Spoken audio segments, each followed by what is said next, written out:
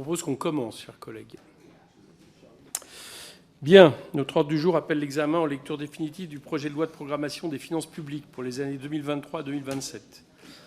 Madame la Première ministre a fait savoir, Madame la Présidente de l'Assemblée nationale, que le gouvernement, conformément au dispositif du 4e alinéa de l'article 45 de la Constitution, demande à notre Assemblée de bien vouloir statuer définitivement. À ce stade de la discussion, conformément à l'article 45 de la Constitution, il n'est possible de modifier le texte considéré comme adopté par l'Assemblée nationale qu'en reprenant, le cas échéant, un ou plusieurs amendements adoptés par le Sénat en nouvelle lecture. Comme il s'agit de la première fois depuis bien longtemps que notre commission est appelée à examiner en lecture définitive un texte qui a été modifié par le Sénat en nouvelle lecture et non pas rejeté par lui, il peut sembler utile de rappeler la procédure qui s'applique dans ce cas. La base de discussion pour l'examen en lecture définitive n'est pas le texte adopté en nouvelle lecture par le Sénat, mais le texte considéré comme adopté en nouvelle lecture par notre Assemblée. Lors de cette lecture définitive, il est toutefois possible de retenir tout ou partie des amendements qui ont été adoptés par le Sénat en nouvelle lecture et qui seraient présentés devant l'Assemblée nationale. C'est d'ailleurs l'objet de la présente réunion de la Commission que de donner l'avis de la Commission sur les amendements correspondant à des modifications introduites par le Sénat qui auraient été redéposées devant l'Assemblée. Les amendements correspondant à ces modifications du Sénat, qui sont les seuls recevables, ont dû être déposés auprès de la séance publique, comme cela avait été expressément rappelé dans la convocation de la Commission.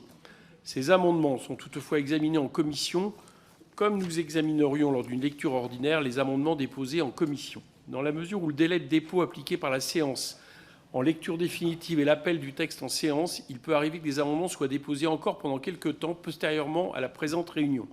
Ces amendements déposés au dernier moment n'auront pas été vus en commission, mais demeureront recevables s'ils correspondent à des modifications du Sénat en nouvelle lecture. À l'heure où nous nous réunissons, 22 amendements ont été déposés en séance publique. 4 d'entre eux ont été déclarés irrecevables par le secrétariat général de l'Assemblée nationale et 4 ont été retirés. Il y a donc 14 amendements à examiner. Le rapporteur général souhaite faire une brève intervention liminaire. C'est ça, d'accord. Moi, je ne vais pas pousser au fait qu'il y ait des DG. Maintenant, si des groupes veulent intervenir, je leur donnerai la parole. Mais je ne suis pas spécialement favorable que ce soit le cas, pour être honnête avec vous.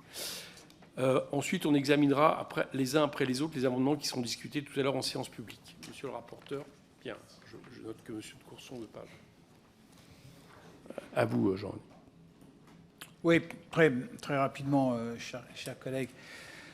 Bon, juste rappeler 2-3 choses, c'est que cette trajectoire a pour objectif quand même de concrétiser notre objectif de passer sous la barre des 3%, plus exactement 2,7% de déficit à horizon 2027, avec une double contrainte qui n'est de ne pas augmenter les impôts, puisqu'on a un prélèvement obligatoire, vous savez, qui est record, et de baisser notre dette au regard de ce que coûte la dette aujourd'hui. Deuxième point, c'est un sujet de crédibilité vis-à-vis de nos partenaires européens. C'est un sujet de crédibilité, évidemment, aussi également des places financières, des gens qui nous prêtent. Vous savez qu'on va, l'année prochaine, émettre 285 milliards d'euros. Donc, on a, sauf à être naïf, un sujet de crédibilité vis-à-vis de ces places. C'est un sujet aussi de souveraineté nationale que de baisser notre dette. Troisième remarque liminaire, il y a un enjeu concret pour aller chercher les fameux 18 milliards sur 2 ans du plan de relance auprès de l'Europe. Je sais que c'est un risque fort, ça n'est pas une certitude de les perdre, mais c'est un risque trop fort et qui ne me paraît pas logique d'aller prendre ce risque inutile. Quatrième et avant-dernier point, il y a dans ce texte des avancées, je crois, assez significatives en matière de transition écologique, à la fois avec un objectif de réduction de nos dépenses brunes, à la fois, et c'est le travail que nous avons fait en première lecture, d'ajout d'une trajectoire pour financer notre transition écologique sur 5 ans, avec des informations qui seront données chaque année par notre gouvernement. Enfin, c'est un sujet de suivi, de visibilité. C'est important pour nous que d'avoir cette référence, de savoir dans quelle mesure les gouvernements successifs s'en écartent ou pas. C'est aussi une référence pour les collectivités territoriales que d'avoir cette visibilité. C'est aussi une référence pour nos ministères et nos administrations que d'avoir cette visibilité. Donc voilà, en une petite minute, Monsieur le Président, les 5 raisons pour lesquelles je crois qu'il faut voter pour ce texte. Bien. Bon, comme le rapporteur a parlé, je dirais juste 30 secondes quelque chose, que je pense que je me suis largement exprimé sur le désaccord sur cette loi de programmation. Il y a deux petites choses. Je continue à considérer, certes, que c'est un des éléments qui rentre en compte dans les jugements de Bruxelles, mais que c'est qu'un des éléments, et c'est un des éléments de manière qualitative. Donc le risque ne me semble pas démesuré, mais surtout, c'est surtout sur le fond, je continue à me poser à ces lois de programmation, puisque 2025 à 2027, elle propose environ 12 milliards d'euros par an d'économies, d'abord sur les dépenses publiques, et ne va pas puiser des recettes là où j'estime qu'elles seraient nécessaires, ce que nous avons déjà débattu en loi de finances, en projet de loi de finances, notamment sur la partie recettes. Donc je n'irai pas plus loin que ça, je pense que chacun connaît de ce point de vue-là mes positions. Alors je veux bien... J'ai Charles de Courson qui veut parler. Est-ce qu'il y a quelqu'un d'autre qui veut parler? C'est uniquement sur la procédure, Monsieur le Président. Allez-y, Charles. C'est une question qui se pose, que je pose à vous-même et ou à Monsieur le rapporteur général. À quelle heure intervient le 49.3 ? Il faut la poser au gouvernement. Vous êtes trop fin connaisseur de la vie parlementaire, chers collègues, pour savoir que c'est une décision éventuelle de la Première ministre. Ce qu'on peut penser, c'est qu'il y aura un 49.3. Sans trop risque de se tromper. Ça, c'est la liberté du gouvernement de choisir le nom. Bien, on passe aux amendements. Amendement numéro 2, France Insoumise, qui le défend. Oui, bon, de toute façon, on aimerait avoir cette discussion en séance, ne serait-ce qu'au moins avoir le temps de faire les discussions générales, mais on aura une discussion politique, je l'espère, sur le fait que votre document est truffé d'éléments de langage qui nous semblent très très loin de la réalité, notamment sur le fait que la maîtrise de la dépense publique reposera notamment sur des mesures de transformation structurelle, une évaluation renforcée de la qualité des dépenses. Bref, beaucoup d'éléments de langage qui nous semblent déjà pas sérieux, pas sourcés. Le fait que vous ne comptez pas les points de PIB que vous n'injecterez pas dans l'économie, par exemple, et qui auront pourtant des conséquences sur l'économie du pays. Tout ça a des conséquences et on appellera à avoir un peu de sérieux dans le débat budgétaire. Monsieur le rapporteur. Oui, ça, j'ai bien lu l'exposé des motifs. C'est surprenant que cette nécessité de maîtrise des dépenses soit pour vous presque un gros mot. Donc il y a dans cette trajectoire à la fois les conséquences d'un certain nombre de dispositions et de lois que nous avons votées. Je pense à la loi des retraites, évidemment, la loi sur le chômage. Il y a également des prévisions de 6 milliards sur les assos et de 6 milliards sur les APUC, donc l'État central, qui ne sont pas, elles, documentées, mais qui doivent l'être d'ici là, évidemment. C'est une nécessité que de maîtriser nos dépenses. Je ne sais pas comment vous le dire, et je crois que chacun ici le comprendra et l'entendra. Avis défavorable. Monsieur de Courson. C'est quand même difficile de discuter d'amendements qu'on n'a pas, puisque les tablettes ne marchent pas. Il paraît qu'ils ne sont pas sur les tablettes. On ne les a pas. Non, ils ont été déposés auprès de la séance, raison pour laquelle il n'y avait pas de commission. Mais vous l'avez, l'amendement, là. Bah, oui, d'accord, mais enfin, vous voyez, on découvre... voilà. Oui, mais c'est ce que j'ai essayé d'expliquer dans ce qui complique effectivement l'examen. Je n'en disconviens pas, mais c'est la forme que prend cet examen de ce fait-là, parce qu'il ne pouvait être déposé que de cette manière-là. Donc voilà. Madame Louwagie. Et effectivement, nous pouvons les voir à l'écran, mais nous n'avons pas forcément la vision de l'intégralité. Ça nécessite peut-être de la part de l'auteur une explication un peu plus précise dans la mesure où nous... je crois qu'il a voulu faire court, mais on peut lui demander de faire plus long. Oui, non, mais je pense que c'est quand même important. Est-ce que Monsieur Guiraud, vous pouvez nous en dire un peu plus alors, puisqu'on vous invite à intervenir? Oui, c'est pas facile comme débat, je le conçois pour les collègues. C'est un amendement, si vous voulez, qui porte sur les éléments politiques qui sont apportés par cette proposition de loi.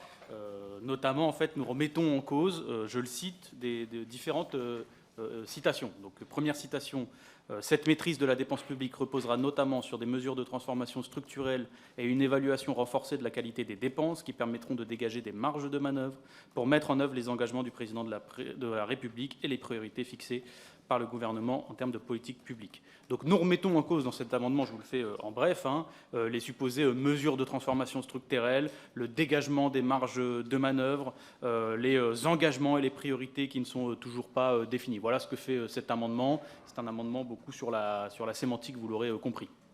Bien, je pense que c'est assez clair. En tout cas, on peut être d'accord ou pas, mais c'est assez clair dans l'exposé des motifs. Donc je propose qu'on vote. D'accord ? Qui est pour ? Qui est contre ? Rejeté. On passe à l'amendement numéro 11 du gouvernement. Monsieur le rapporteur. Oui, alors je suis désolé, je défends un amendement du gouvernement, ce qui n'est pas mon rôle normalement, mais vu la procédure assez spéciale, vous me pardonnerez. Donc c'est un amendement de coordination, de pure coordination, sans impact sur le fond. Il tire les conséquences de l'article 28 du PLF 2024 qui prévoit la publication des plafonds de taxes affectés par la loi de finances initiale elle-même plutôt que par sédimentation de l'article 46 de la loi de finances pour 2012. Est-ce qu'il y a des remarques ? Pas de remarques. Qui est pour ? Qui est contre ? Adopté. On passe à un amendement identique, le numéro 3, Madame Maximi. Enfin, alors, c'est pas Madame Maximi, c'est Madame Dufour. Donc, idem, si vous pouvez le décrire un peu. De quoi l'amendement ? Bah oui, alors... donc du coup, c'est pour rajouter, en fait, pour que la LPFP précise la répartition des financements pour la transition écologique qui sont alloués, qui incombent à l'État et ceux qui incombent aux collectivités territoriales. Parce qu'aujourd'hui, là où le bât blesse, c'est qu'on sait à peu près comment l'État va mettre sa part issu du rapport Pisani-Mafous dans la transition écologique. Par contre, tout ce qui est dévolu aux collectivités territoriales, qui sont les autorités compétentes sur un certain nombre important de sujets, c'est toujours pas clair de la manière dont elles vont pouvoir s'y prendre pour financer de tels montants. Elles sont à l'os et on a besoin, justement, en précisant cette répartition, ça nous permettra d'avancer sur des discussions pour modifier les règles, notamment sur l'endettement des collectivités face à la transition écologique. Madame Sass n'est pas là, donc il n'est pas défendu. Monsieur le rapporteur. Merci, Monsieur le Président. Deux choses. D'abord, dans cette loi de programmation, je crois qu'on a fait un pas de géant en ayant voté donc la présentation chaque année par le gouvernement au Parlement d'une stratégie pluriannuelle, la déclinaison de cette stratégie pluriannuelle. Donc, quel montant l'État va mettre année après année sur cette transition écologique. Ça fait suite, effectivement, à un certain nombre de rapports. Ça fait suite aussi au travail du SGE auprès de la Première ministre qui a décliné par type de secteur, dans le temps jusqu'à 2030, la montée en puissance des investissements nécessaires. Là où je ne suis pas favorable à votre amendement, c'est que je ne me vois pas voter aujourd'hui quelle sera la quote-part des collectivités territoriales. Évidemment, les collectivités territoriales doivent participer à la transition. Évidemment, elles ont envie de le faire, d'ailleurs. Moi, je pense qu'aujourd'hui, alors qu'elles pèsent 2/3 des dépenses publiques, il n'y a pas de raison qu'à terme, elles ne pèsent pas, elles aussi, 2/3 de l'investissement en matière de transition écologique. Mais mettre dans le texte quels seront leurs investissements, je crois qu'elles n'apprécieraient pas beaucoup ce côté un peu directif. Bien, pour reprendre le poète, espérons que ces pas de géant ne l'empêchent pas de marcher. Je propose qu'on passe au vote. Madame Dufour, pardon. Non, mais j'entends ce que vous dites, mais le problème, le risque inverse, c'est que rien ne soit fait parce que tout le monde se renvoie la balle et qu'à aucun moment ce soit clarifié ce qu'on attend réellement des collectivités en France pour pouvoir déclencher les investissements. Je vous donne l'exemple du rail, des services express métropolitains. Si, en fait, d'après le PDG de la SNCF, ce que l'État attend, c'est un tiers État, un tiers région, un tiers métropole, très clairement, dans plein de territoires, régions et métropoles disent qu'elles n'ont pas les moyens de suivre. Donc, disons que c'est pour clarifier des choses, pour qu'on ait enfin le débat public sur cette question-là et qu'on se mette tous autour de la table et qu'on soulève les obstacles au financement de la transition. Bon, ce qui est clair, c'est que ça a été quand même une discussion un peu au cœur de notre débat budgétaire, de savoir comment les 7 milliards pouvaient à un moment donné devenir 37, même si je sais que ce n'est pas cette année forcément. Et on nous a souvent répondu, notamment par les collectivités. Alors c'est clair que là-dessus, je pense qu'il y aurait nécessité d'y voir plus clair. Alors ça peut être une loi de programmation d'ailleurs sur les questions environnementales qui y répondent, mais c'est vrai que je trouve que cet amendement pointe une vraie difficulté auxquelles les réponses, pour l'instant, il faut au moins l'admettre entre nous, sont pas suffisantes en termes de précision. Monsieur de Courson. Je ne comprends pas pourquoi les membres de la minorité présidentielle veulent s'opposer à cet amendement qui avait été adopté au Sénat. Je ne comprends pas. Ce n'est pas normatif ce qu'on vote là, mais qu'on demande au gouvernement de me donner un ordre de grandeur, quoi. Comment se répartissent les efforts? Ça me paraît de bon sens. Je ne sais pas. Ça me paraît ni polémique, ni quoi que ce soit. Je ne sais pas, je ne comprends pas trop la minorité présidentielle. Pourquoi vous êtes hostile? Monsieur le rapporteur. Oui, alors un jour vous m'expliquerez, si nous sommes la minorité présidentielle, comment vous formez la majorité, et comment elle est composée précisément. Ça m'intéresse que vous m'expliquiez comment est formée votre majorité. Je ferme la parenthèse. Il y a quand même un certain paradoxe. Quand on veut encadrer les dépenses de fonctionnement des collectivités territoriales, afin qu'elles puissent maximiser leurs investissements, évidemment, parce que si vous mettez un plafond à l'augmentation des dépenses de fonctionnement, vous augmentez leur capacité d'autofinancement et donc leur capacité à investir. C'est quand même un paradoxe à ce que vous ne soyez pas d'accord avec ça et que vous demandiez maintenant d'encadrer et donner des indications sur les investissements des collectivités territoriales. Écoutez, libre administration des collectivités territoriales, nous faisons en sorte qu'elles puissent financer à la fois les services publics locaux et à la fois leurs investissements, mais c'est elles qui détermineront quel argent et à quel rythme elles mettent dans la transition écologique. Passe au vote. Allez-y, Véronique Loisier. Oui, merci, Monsieur le Président. Je voudrais juste dire à Monsieur le rapporteur que il peut y avoir une répartition d'envisager entre l'État et les collectivités territoriales, et que cette répartition soit au demeurant discutée, organisée avec les collectivités territoriales. Parce que finalement, au travers de votre propos, j'entends ce que vous disiez, mais ce que nous avions reproché notamment dans le premier jet de cette loi de programmation des finances publiques, c'était l'effort qui était demandé aux collectivités territoriales, qui était nettement supérieur à celui de l'État. Deuxièmement, c'était le pacte de Cahors qui était maintenu. Donc ça n'est pas tout à fait pareil de prévoir une répartition et de discuter cette répartition avec les acteurs que de ne pas la discuter. Je pense que c'est ce point-là qui mérite d'être précisé. Mme Ferrari. Merci, Monsieur le Président. Alors moi, je ne serai pas favorable à cet amendement. Et pour répondre aux interrogations, notamment de notre collègue de Courson, aujourd'hui, il y a déjà des discussions qui ont lieu. Pardon, je vous réveille un peu. Entre les collectivités et l'État sur les gros investissements que nous aurions apportés en matière de transition énergétique ou en matière d'infrastructure. Ça s'appelle les contrats de plan État-région.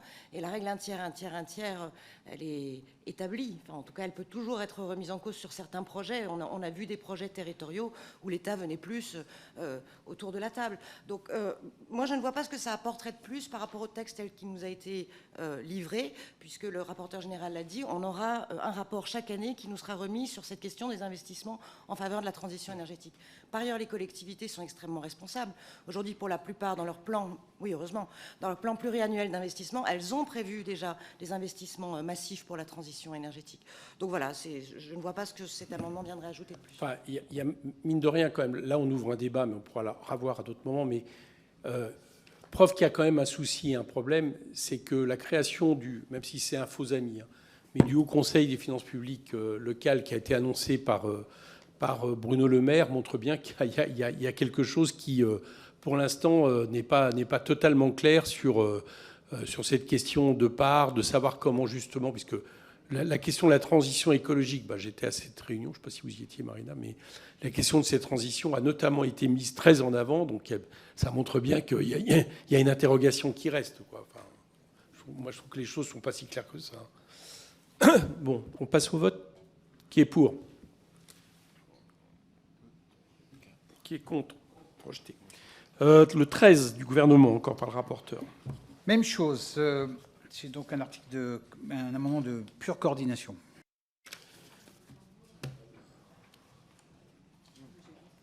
Madame Louwagie. Non, vous ne vouliez pas parler ?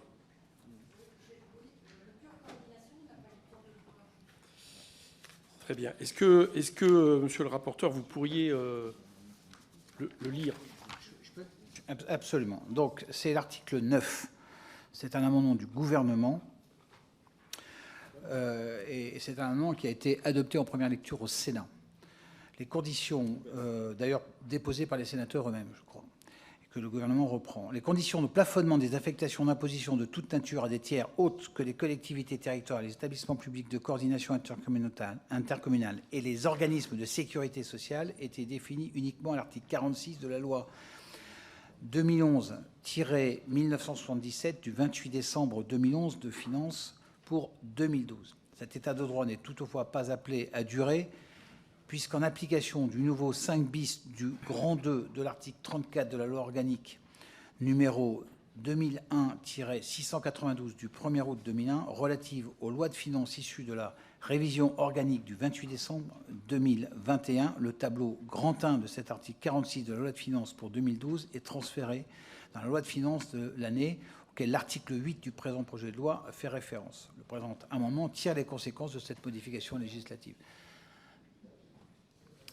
Je l'ai fait valider par nos administrateurs, donc voilà, c'était vraiment une coordination. Qui est pour? Qui est contre? Validé. Le 12, monsieur le rapporteur.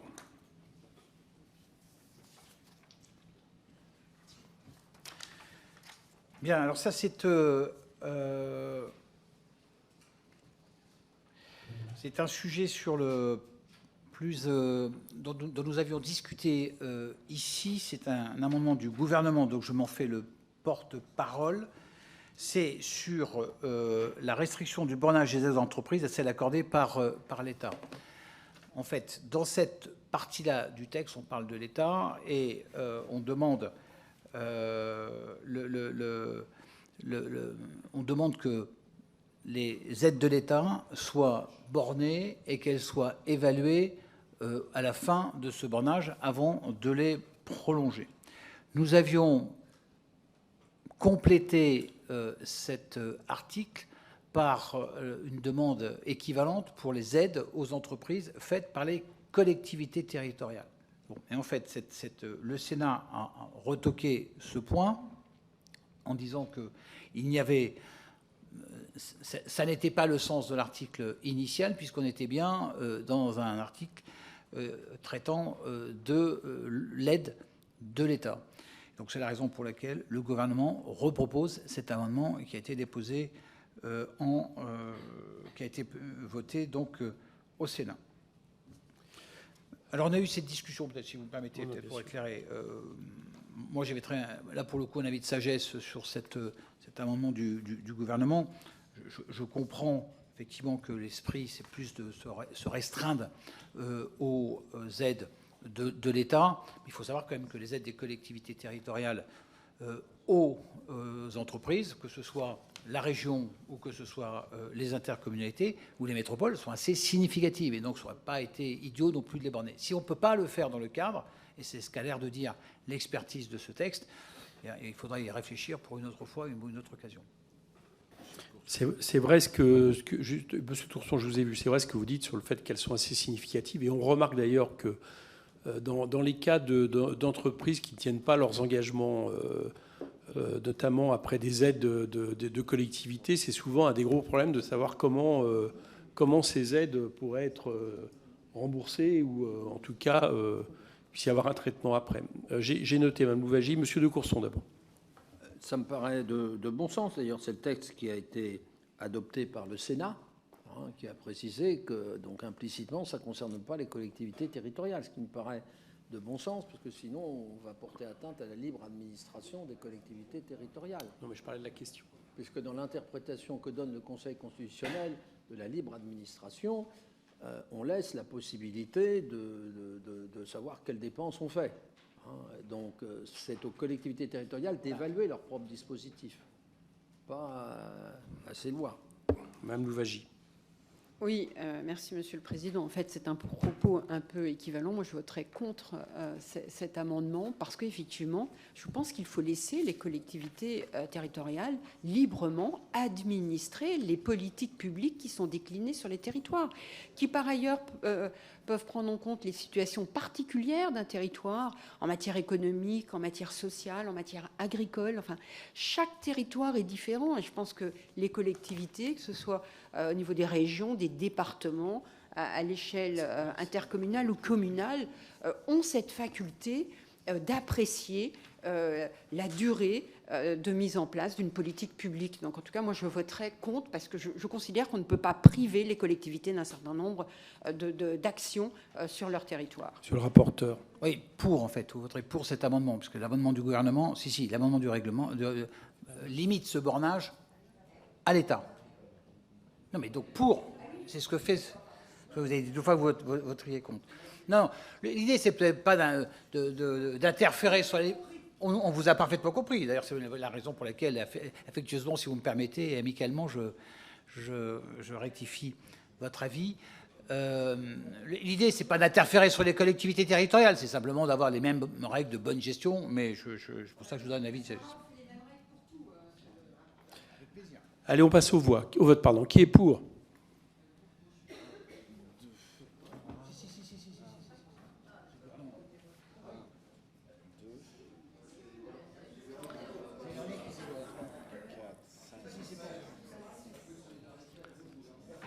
Voilà. Qui est contre?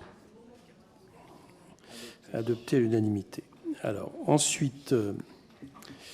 amendement identique. Ça commence par le 14 du gouvernement. Un amendement identique du gouvernement de M. Guiraud et de Mme Sass. Oui. Non, le rapporteur propose que vous le défendiez. Il propose que vous le défendiez. Le gouvernement n'est pas là, donc puisqu'il y a quelqu'un qui est là pour le proposer. Donc, c'est un amendement qui vise à... C'est assez curieux d'avoir un amendement identique avec le gouvernement, je crois que c'est la première fois que ça m'arrive. Donc, c'est un amendement qui vise à évaluer l'impact environnemental des aides publiques aux entreprises, vu la politique d'aide aux entreprises qui est quand même assez généreuse en France, la nécessité d'accélérer la transition écologique, notamment dans le secteur privé. Il est important aujourd'hui d'être en capacité d'évaluer plus finement l'impact écologique de ces outils de finances publiques. Je vous remercie. Monsieur le rapporteur. Oui, toutes les dépenses sont déjà de fait évaluées dans le cadre du budget vert, maintenant, avec sur leur impact. Mais bon, écoutez, c'est pas... Je pense que ça peut être positif de le préciser, donc c'est un avis favorable. Qui est pour?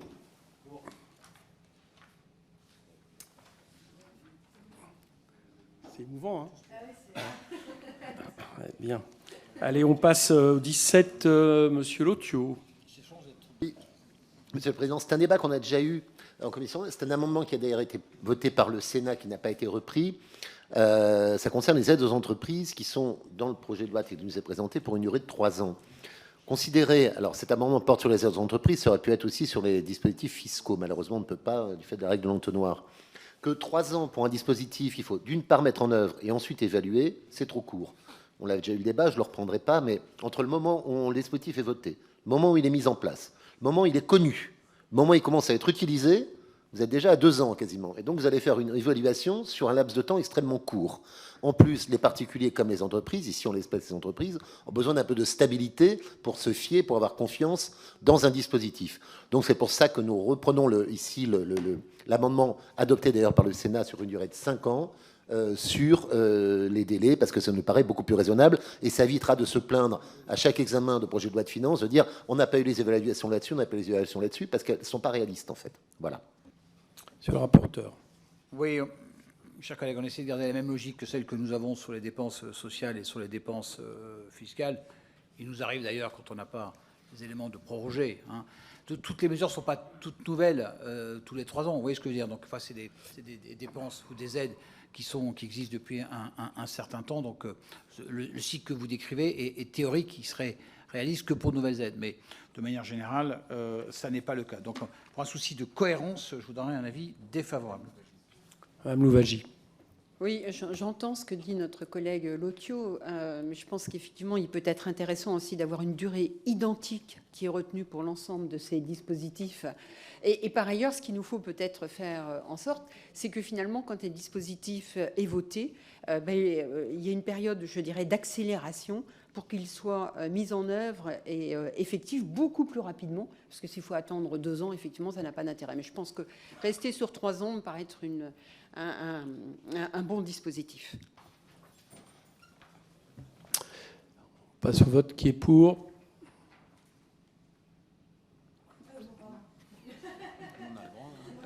Mais il n'y a aucun problème. Qui est contre?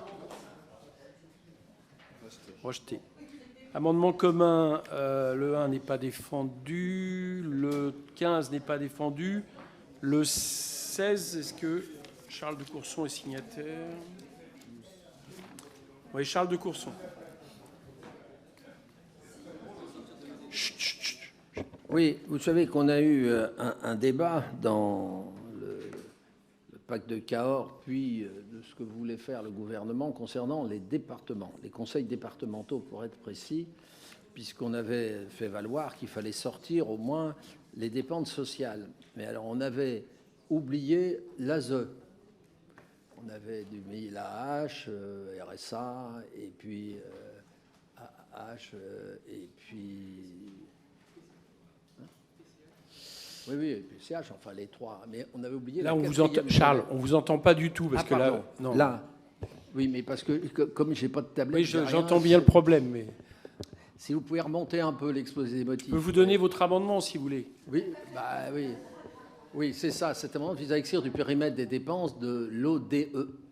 L'ODEDEL, que vous connaissez tous, les dépenses supplémentaires exposées par les collectivités dans le cadre d'un contrat avec l'État, limite du financement apporté par l'État. C'est ça. Cet amendement a été adopté en lecture et sous-amendé pour retraiter les contributions versées par les communes. Oui, c'est encore autre chose. Cet amendement un reversement automatique obligatoire. Oui, c'est pour sortir un certain nombre de compensations. C'était une idée du Sénat qui a été adoptée d'ailleurs au Sénat, ce qui me paraît de logique. Monsieur le rapporteur. Oui, chers collègues, d'abord, cet amendement ne touche pas spécifiquement les départements, mais l'ensemble des collectivités territoriales. D'abord. Deuxièmement, on sont libellés. Et on avait eu cette discussion à l'Assemblée nationale, on a eu cette discussion, enfin, les sénateurs ont eu cette discussion au Sénat. Son intitulé n'est pas suffisamment précis. Le champ est incertain. Les dépenses contractualisées avec l'État, ça peut viser les CPER, les CRTE, etc. Donc je veux dire, ce qui est parti d'une bonne idée et que nous avons adopté, que nous avons élargi, c'est-à-dire sortir des dépenses des départements, un certain nombre de dépenses qui n'étaient pas du tout sous leur contrôle. Je crois que l'élargir trop, ça consisterait à dévitaliser quand même cet objectif. Donc, avis défavorable. Monsieur de Courson. Et monsieur le rapporteur général, il y a quand même un problème. On ne peut pas demander aux collectivités locales de signer avec l'État des contrats sans en tenir compte dans l'ODEDEL. Alors, vous me direz, l'ODEDEL, il n'est qu'indicatif. Les sanctions entre nous, on les attendra probablement longtemps. Mais enfin, sur le principe, à partir du moment où on a contractualisé, est-ce qu'il faut les mettre dans l'objectif? Monsieur Lotio. Oui, Monsieur le Président, je voterai pour, globalement, pour les mêmes raisons qu'a expliqué mon collègue Charles de Courson, et avec un peu de surprise aussi, parce que j'avais déposé exactement le même séquençage à partie 1 qui m'a été déclaré irrecevable. Mais il y avait que la partie 1, justement. Et il faut déposer le même amendement qu'au Sénat. Or, il faut déposer le même amendement qu'au Sénat, exactement. Ce n'était pas possible autrement. Je donne l'explication rationnelle. Ce n'était pas une censure. Monsieur le rapporteur. Oui, la gymnastique est un peu particulière, mais sur votre point, chers collègues, d'abord, il n'y a pas de sanction, vous n'avez pas eu de sanction sur l'ODL, bon, vous avez dit c'est non coercitif, et surtout, Les contrats auxquels vous faites allusion sont plutôt les contrats d'investissement, alors que là, on est sur un objectif de maîtrise de la dépense de fonctionnement. Donc, pas simplement, mais ça montre tout le flou qu'il y a autour de cet amendement tel qu'il est libellé. Donc, avis défavorable, toujours. Qui est pour? Ah oui, il n'y a pas de problème. C'est le dernier, en plus, vous pouvez y aller. Oui, merci Monsieur le Président. Je crois me souvenir que lors de la nouvelle lecture, nous avions adopté ici, en commission des finances, un amendement qui allait à peu près dans le même sens et sur lequel vous aviez donné ou un avis de sagesse ou un avis favorable, qui était justement d'exclure un certain nombre de dépenses, et je vois Monsieur de Courson qui hoche de la tête. Voilà. Et là, vous aviez donné un avis favorable. Donc, je suis un petit peu étonnée parce qu'on a quand même un vrai sujet par rapport à ça. Donc, si je pouvais comprendre. Absolument. Nous avions élargi aux dépenses de l'ASE. Mais c'était dépenses de RSA, on a élargi à l'ASE. On s'était arrêté là. Donc, on n'avait pas donné d'avis favorable sur d'autres types de dépenses. Autrement, on va dévitaliser le truc, si vous voulez, au bout d'un moment. Donc, ça n'aurait plus de sens. Donc, voilà ce que nous avons fait la dernière fois. Allez, on passe au vote. Qui est pour? 1, 2, 3, 4, 5, 6. Qui est contre? Rejeté. Chers collègues, on en a fini. On se retrouve en séance. On voit l'ensemble. Comment? L'ensemble du texte. Ah, pardon, excusez-moi. On va avoir l'avis de la commission sur le... Oui, non, pas article par article. Non. C'est pour ça que je me suis... C'est de là mon erreur, c'est qu'on ne vote pas article par article. On vote sur l'ensemble du texte, donc qui est pour? Qui est contre? Adopté. On se retrouve en séance cette fois-ci. Encore adopté, c'est dingue. Parce que le temps est adopté.